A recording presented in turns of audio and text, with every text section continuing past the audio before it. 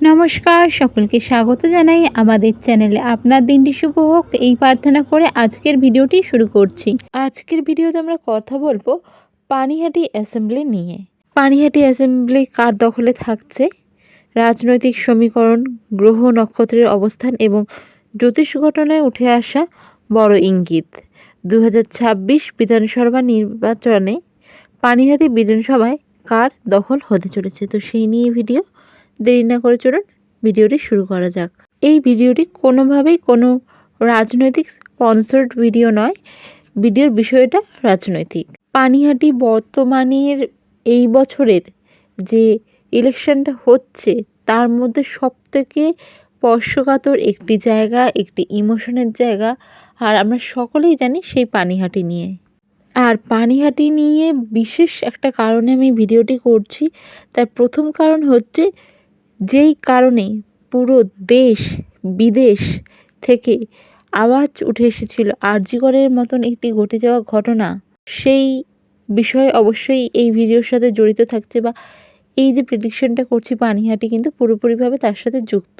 পানিহাটির প্রধান 3 জন যারা মুখ রয়েছেন, এইবারের পানিহাটি নির্বাচন কিন্তু শুধুমাত্র বিধায়ক নির্বাচন বা কোনো একটি দলের মুখপাত্র নির্বাচন নয়। এইবারের ঘটনাটা কিন্তু পুরোপুরি আলাদা।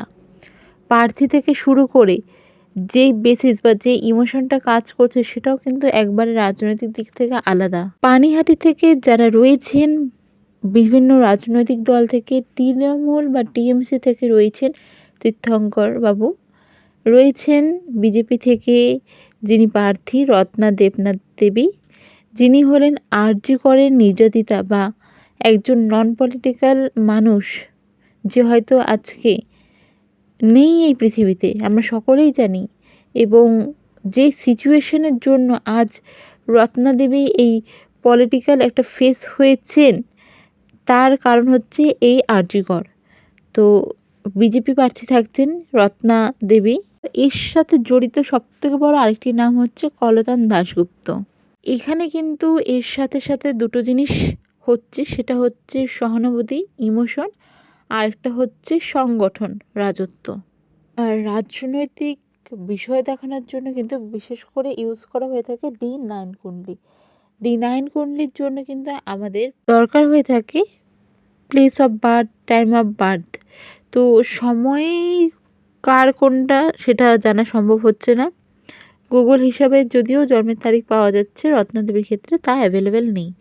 তো এই ক্ষেত্রে আমি প্রথম যে জিনিসটা দেখাতে যাচ্ছি, আমি দুজনকে মেন রাখছি বর্তমানে। রাজ্যে রয়েছেন তৃণমূল সরকার, তাই তীর্থঙ্কর বাবুকে, এবং বিরোধী বা এই যে পানিহাটি, সেখানের মেইন যিনি রয়েছেন এই মুহূর্তে, যার ইমোশন থেকে শুরু করে, ইমোশনাল অ্যাটাচমেন্ট থেকে শুরু করে, আর্যকর ঘটনা থেকে শুরু সব কিছুর সাথে জড়িত রত্না দেবীকে। যেহেতু সবার জন্মের ডিটেলস আমার কাছে নেই, তো সেক্ষেত্রে আমি নিউমোলজি হিসাবে জিনিসগুলো আপনাদের সামনে তুলে ধরছি। তো এই সালটা 2026, সূর্যের বছর 1, রাজার বছর, অর্থাৎ ন্যায়ের বছর। প্রথম জিনিসটা মাথায় রাখবেন, রাজা যখন হয় না, দেখুন খারাপ রাজা, ভ্রষ্টাচার রাজার ব্যাপার তো নেই, এখানে হচ্ছে কি রয়েছে, সময়, বছর, যেটা কিন্তু কোনোভাবেই যুক্ত থাকবে না কোনো কিছুর সাথে। সময়ই রাজা, বছরটাই রাজার, আর রাজা সবসময় ন্যায় বিচার দেয়। তো সেই ক্ষেত্রে রাজার বছরে প্রার্থী হিসাবে যিনি রয়েছেন, একজন পুরুষ প্রার্থী রয়েছেন, একজন মহিলা প্রার্থী রয়েছেন।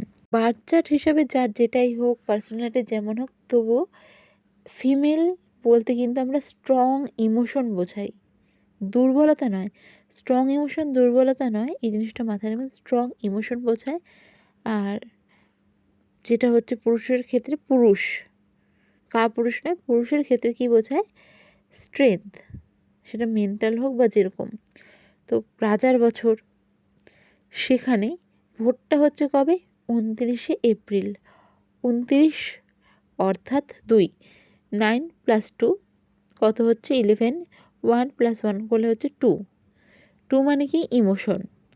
তো যেই দিন ভোটটা হচ্ছে সেদিন ইমোশন কাজ করবে, সেই দিনটা ইমোশনের। 2 মানে চন্দ্রমা, চন্দ্রমা মানে চাঁদ, চাঁদ মানেই ইমোশন। তো অ্যাকর্ডিং টু নিউমোলজি যেই দিনটা ভোট হচ্ছে এবং যেই বছরে ভোট হচ্ছে, একটা বড় আশা রাখা যেতে পারে রত্না দেবীর পজিটিভ রেজাল্টের ওপর। রাজনীতিতে তিনি নতুন রয়েছেন, এবার এই ইমোশনের কারণে কিন্তু অনেক সময় ভুল ডিসিশন বা ভুল কিছু বা যে জিনিসটা করতে চাইছেন সেই জিনিসটা হয়ে ওঠে না। রত্না দেবী রাজনীতিতে নতুন, তাই এই জিনিসগুলো কিন্তু তাকে ফেস করতেই হচ্ছে।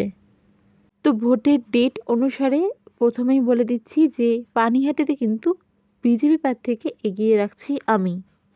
যেই দিন নির্বাচন প্রক্রিয়ার নমিনেশন দেওয়া হয় সেই দিন মীন রাশিতে 7th চন্দ্রর অবস্থান ফলে একটা নিঃশব্দ লড়াই কিন্তু পানিহাটির বিজেপি প্রার্থীকে আবারও একটা ভালো জায়গা দিয়ে দিচ্ছে ফাইট করার।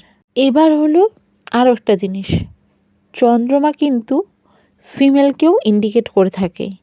তো সেই ক্ষেত্রে 2 তারিখ ইমোশন ফিমেল, একটা ফিমেল যে রিলেটেড সব দিক থেকে চলে আসছে, সেক্ষেত্রে কিন্তু একটা ইয়ং জেনারেশন ফিমেল মহিলাদের সিম্প্যাথি থেকে শুরু করে ভোট কিন্তু অনেকটাই বিজেপির বাক্সে যাচ্ছে দেখাচ্ছে।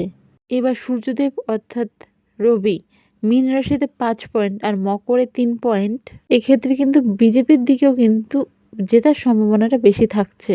তো একটা যুব সমাজের বড় সংখ্যক ভোট, মহিলাদের ভোট, ইমোশনাল অ্যাটাচমেন্ট বা ইমোশনাল হয়ে ভোট, হয়তো কেউ ভেবে গেছে যে তীর্থঙ্কর বাবু বা করতন বাবু মেইন, আমি এদের দুজনকেই ধরছি, বাকি নির্দল বা কংগ্রেস প্রার্থী দিয়েছে কিনা আমার অতটা ডিটেলস জানি না, বা এখানে আমি মনে করি না তাদের এই সময় তারা অতটা মেইন। তো যেই 2জন এবং 3জন মেইন রয়েছে, তো সেই ক্ষেত্রে এদের ভোটটা কিন্তু বিজেপি প্রার্থীর দিকেই ইন্ডিকেট করছে, ইমোশনাল থেকে শুরু করে সব দিক থেকেই।